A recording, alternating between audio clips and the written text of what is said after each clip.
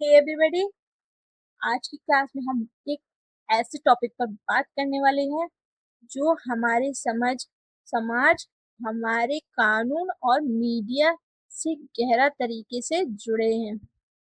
ठीक है, यानी कि indecent representation of women act. जैसे कि इस एक्ट से ही पता चला तो ये एक्ट किसके लिए बनाया गया, तो स्पेशली वुमेन्स के लिए। देखिए, इस एक्ट का नेम क्या है? Indecent representation of women act. और ये इस एक्ट का एक्ट नंबर क्या है, सबसे पहले देखते हैं। देखिए, इसका एक्ट नंबर जो है वो है 16। और इसके टोटल जो सेक्शन है वह कितनी है? टोटल सेक्शन 10 है। और इसमें दो डेट दी गई है जो कि इम्पोर्टेंट है। इसकी इनेक्टमेंट डेट, इन्फोर्स में कब आया ये? तो ये इन्फोर्स में आया 2 अक्टूबर को 1987 में। और इसको प्रेसिडेंट की असेंट कब मिली? तो प्रेसिडेंट की असेंट मिली 23 दिसंबर 1986। देखिए, हमें इसमें कंफ्यूज नहीं होना है। देखिए, इसमें 2 अक्टूबर 1987 दिया गया है और इसमें 23 दिसंबर 1986। इसकी ईयर्स पर हमें खास तौर पे ध्यान रखना है क्योंकि देखिए 96 और 97 दिया गया है, क्योंकि ऑब्जेक्टिव में अक्सर कंफ्यूजिंग वाले सवाल पूछ लिए जाते हैं कि ऑब्जेक्ट में आपको दे दिया जाएगा 2 अक्टूबर 1986 और 2 अक्टूबर 1987, तो इसका करेक्ट आंसर क्या होगा? 2 अक्टूबर 1987। तो चाहे होंगे कि इस कानून की जरूरत क्या पड़ी। देखिए, मीडिया और एडवर्टाइजमेंट में कभी कभी प्रोडक्ट को बेचने के लिए वुमेन को गलत तरीके से इंडिसेंट पोर्ट्रेट किया जाता था। इस चीज को रोकने के लिए हमारी पार्लियामेंट ने एक स्ट्रिक्ट कानून बनाया। चलिए इसको पूरी डिटेल में समझेंगे, एक एक पॉइंट को बिना किसी कंफ्यूजन के। तो इस सेशन के लास्ट तक बने रहेगा और लास्ट में हम इसके कुछ एमसीक्यूज भी सॉल्व करेंगे। अगर आप मेरे चैनल पर नए हैं तो मेरे चैनल को सब्सक्राइब कर लीजिए ताकि आने वाली वीडियो आपको मिल सके। चलिए, बिना समय गवाए हम स्टार्ट करते हैं। सबसे पहले हम थोड़ा बैकग्राउंड समझते हैं। ईयर ऑफ इनेक्टमेंट, देखिए यह कानून किस साल में आया? तो देखिए, ये 1986 में आया। 23 दिसंबर इसको प्रेसिडेंट की असेंट मिली 23 दिसंबर को। और इसकी एक और डेट है। देखिए, इसकी इन्फोर्समेंट जो डेट है वो कौन सी है? तो वो है 2 अक्टूबर 1987। तो इसमें हमें कंफ्यूज नहीं होना है, ये 1987 है और ये वाली जो डेट है 23 दिसंबर वाली 1986। क्योंकि ऑब्जेक्टिव में अक्सर हमसे कंफ्यूजन में पूछ लिया जाएगा कि देखिए कि ये 1986 2 अक्टूबर 1986 लिखा जाएगा और 1987, तो हमें कंफ्यूज नहीं होना है, तो हमें 1987 पर क्लिक करना है। चलिए हम अब बात करते हैं इसके सेक्शन फर्स्ट की। देखिए, इसका जो ऑब्जेक्टिव है, इसका सीधा मकसद है वुमेन के इंडिसेंट रिप्रेजेंटेशन को रोकना, चाहे वो एडवर्टाइजमेंट में हो, पब्लिकेशन में हो, राइटिंग में हो या पेंटिंग में हो, ये किसी फिगर्स में। देखिए, ये कानून पूरे इंडिया पर लागू होता है। इसका मतलब है पूरे देश में कहीं भी अगर ऐसा कुछ होता है तो ये एक्ट एक्शन में आएगा। तो इसका एक्सटेंशन का है तो वोल ऑफ इंडिया। ये प्रीवियस ये हट चुका है 2019 से, तो अब क्या वोल ऑफ इंडिया पर ये एक्ट लागू होता है। चलिए अब हम इसके सेक्शन 2 पर चलते हैं। देखिए, जो कि डेफिनेशन क्लॉज के बारे में बात करता है। देखिए, इंडिसेंट रिप्रेजेंटेशन क्या है? देखिए, अब आते हैं सबसे महत्वपूर्ण इंपॉर्टेंट सवाल पर। कानून की नजर में इंडिसेंट रिप्रेजेंटेशन का आखिर मतलब क्या है? तो इस एक्ट के सेक्शन 2C में हमें देखने को मिलता है। देखिए दूसरी में क्या दिया गया, कोई भी बॉडी, फ्रेम और बॉडी पार्ट को इस तरीके से दिखाया जाए जो इंडिसेंट हो, डेरोगेटरी हो, या जिससे पब्लिक मोरालिटी खराब होने का खतरा हो, तो उससे इंडिसेंट रिप्रेजेंटेशन माना जाएगा। ठीक है। अब जो इसकी जो फर्स्ट डेफिनेशन है वो किस बारे में बात करती है, एडवर्टाइजमेंट के बारे में। देखिए एडवर्टाइजमेंट में हम पढ़ेंगे, देखिए इसमें हर तरह के नोटिस, सर्कुलर, लेबल, रैप और अदर डॉक्यूमेंट, देखिए विजुअल ऑडियो रिप्रेजेंटेशन भी आता है, चाहे वो लाइट हो, साउंड हो, स्मोक हो या गैस के जरिए ये क्यों ना हो, ये सारी चीजें एडवर्टाइजमेंट में आएगी। देखिए अब चलते हैं हमारी सेकंड डेफिनेशन पर, जो कि डिस्ट्रीब्यूशन की बात करते हैं। इसमें फ्री सैंपल बनता है या किसी भी तरह का डिस्ट्रीब्यूशन शामिल है। ठीक है, किसी भी तरह का सैंपल और डिस्ट्रीब्यूशन, ठीक है, चाहे वो फ्री हो या अदरवाइज हो। अब बात करते हैं लेबल की और पैकेज की। देखिए किसी भी प्रोडक्ट पर लगा टैग या उसका डब्बा, रैप, तो ये किस में शामिल रहेगा, ये पैकेज और लेवल में आएगा।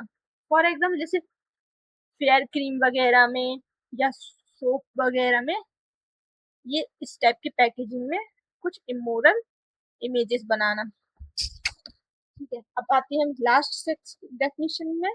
तो लास्ट डेफिनेशन जो है वो किस बारे में बात करते हैं, प्रिस्क्राइब के बारे में। Means prescribe any rule made under this act. चलिए तो इसके अब नेक्स्ट सेक्शन की तरफ चलते हैं। हमारी जो नेक्स्ट सेक्शन वो किस बारे में बात करती है, prohibition of advertisement contain indecent के बारे में। Decent representation of women.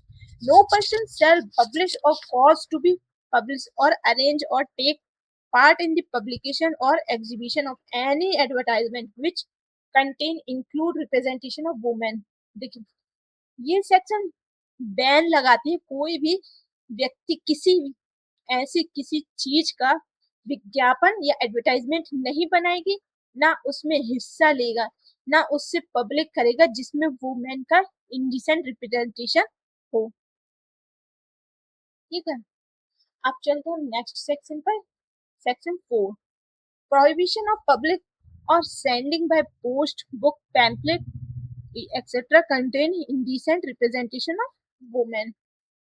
देखिए सेक्शन 3 एड्स की बात कर रहा है और सेक्शन 4 बाकी चीजों की, जैसे कि बुक्स, पैम्पलेट, पेपर, स्लाइड या फिल्म। आप ऐसे कोई भी चीज ना तो प्रोड्यूस कर सकते हैं और ना बेच सकते हैं और ना ही डिस्ट्रीब्यूट कर सकते हैं। फॉर एग्जाम्पल अगर कोई चीज साइंस, आर्ट, इसका देखिए सॉरी इसके एक्सेप्शन भी हैं।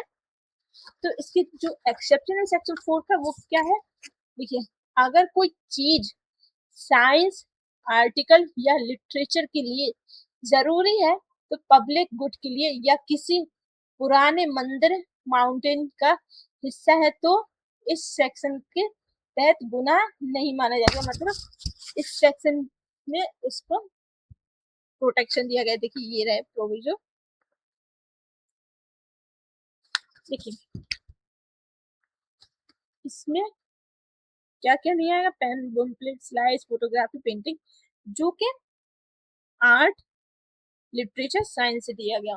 फॉर एग्जाम्पल के तौर पे देखिए डॉक्टरी लाइन में बुक्स में कुछ इंडिसेंट रिप्रेजेंटेशन भी दिया गया था, लेकिन वो इस एक्ट के अंतर्गत नहीं आएगा क्योंकि उसमें ऑब्सीन्स ऑब्जेक्ट दिखाए जाते हैं, लेकिन वो सिर्फ स्टडी के तौर पर दिखाए जाते हैं, तो वो चीज इस एक्ट के अंतर्गत नहीं आएगी।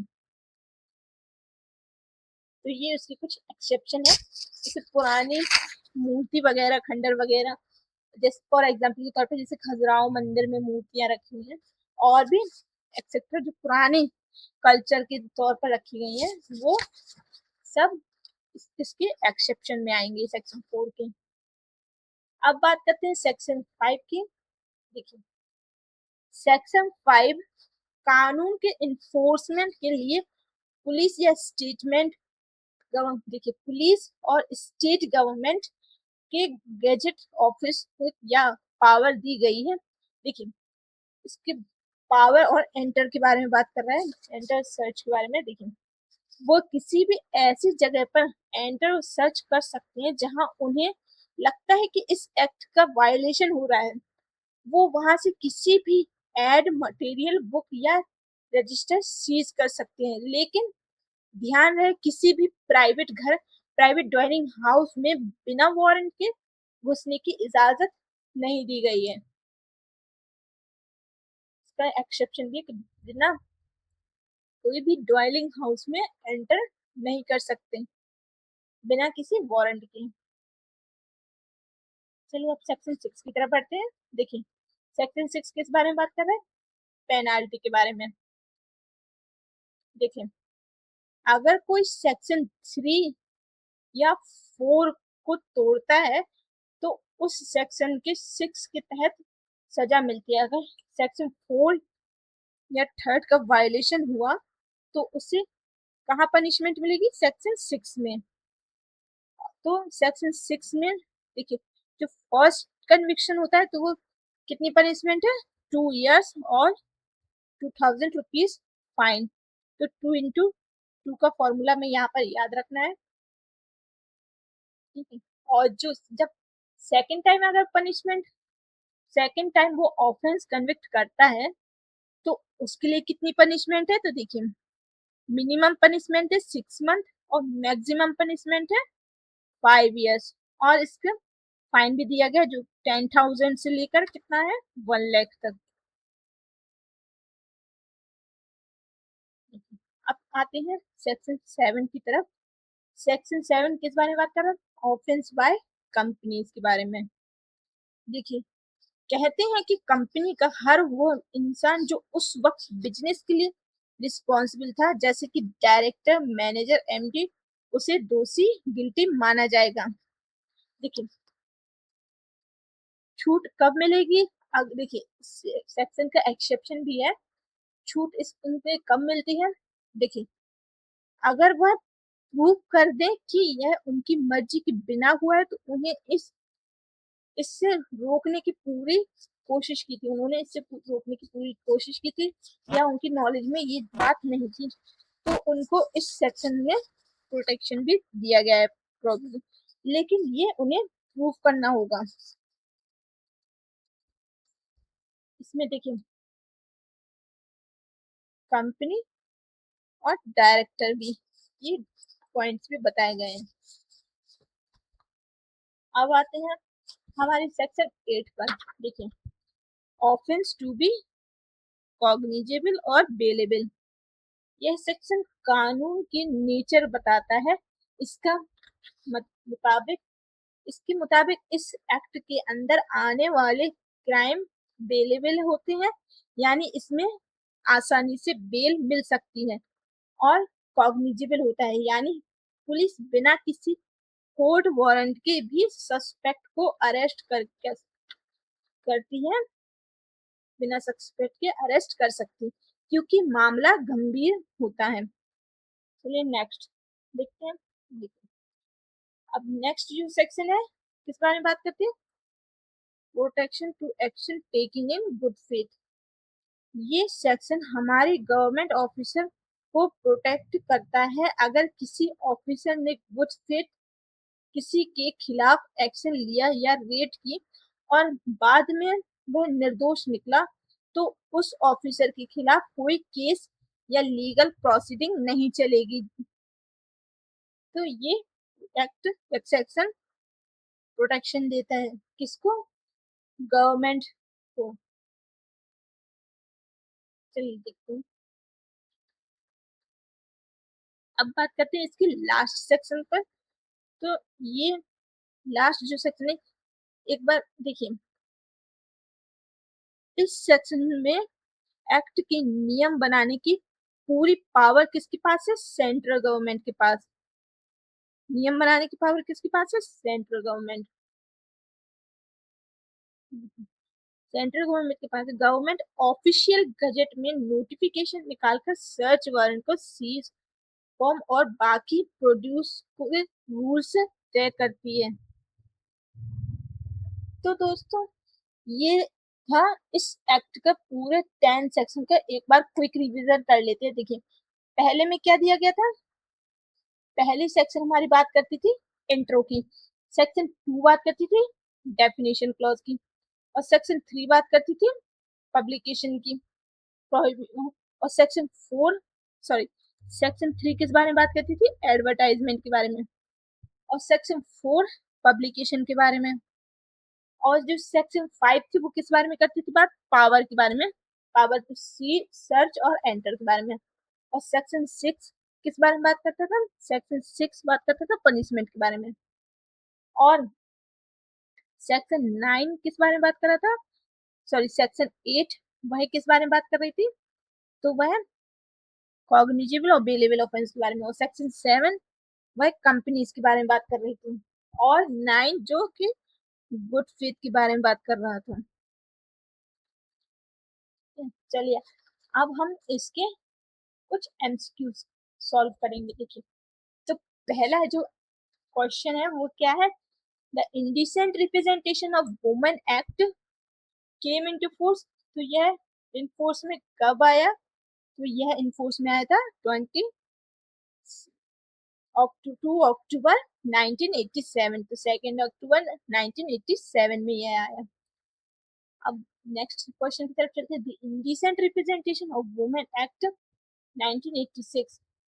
तो रिप्रेजेंटेशन कहाँ पर दिया गया था? तो रिप्रेजेंटेशन ऑफ वुमेन की प्रोहिबिशन एक्ट कहाँ पर दिया गया था? तो सेक्शन 8 में।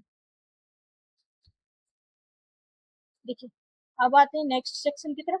देखिए the indecent representation women act extend to. तो यह एक्ट कहाँ पर लागू होता है? तो ये इसका करेक्ट आंसर है the whole of India. Next question की तरफ बढ़ते हैं। Advertisement under the indecent representation of women act include. Advertisement में इंक्लूड क्या क्या है? तो नोटिस सर्कुलर और ब्रेथ यानी कि ऑल ऑफ दी अबव।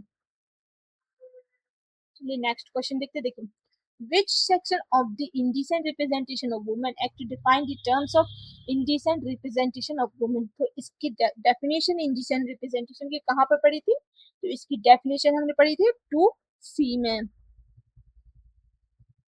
देखिए अब पढ़ते हैं नेक्स्ट क्वेश्चन की तरफ। which section of the indecent representation of women prohibition advertisement containing indecent representation of women in any form। तो ये एडवर्टाइजमेंट की बात किस सेक्शन में दी गई है? तो ये सेक्शन 3 बात करते हैं।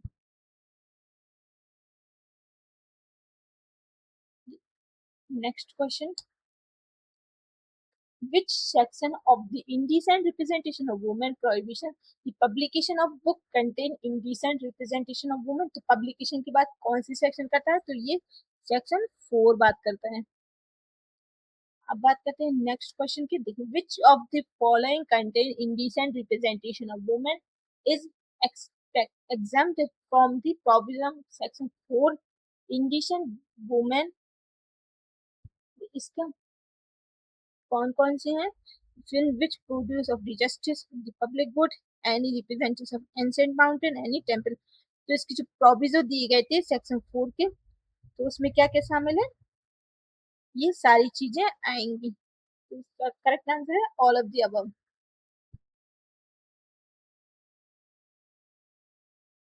नेक्स्ट क्वेश्चन की तरफ चलते हैं। देखिए under section 5 of the indecent representation of women.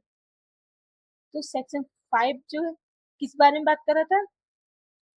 तो सेक्शन 5 जो बात कर रहा था वह कर रहा था देखिए सर्च और एंटर के बारे में। तो इसका जो करेक्ट आंसर है वो क्या होगा? फर्स्ट नेक्स्ट क्वेश्चन देखते हैं।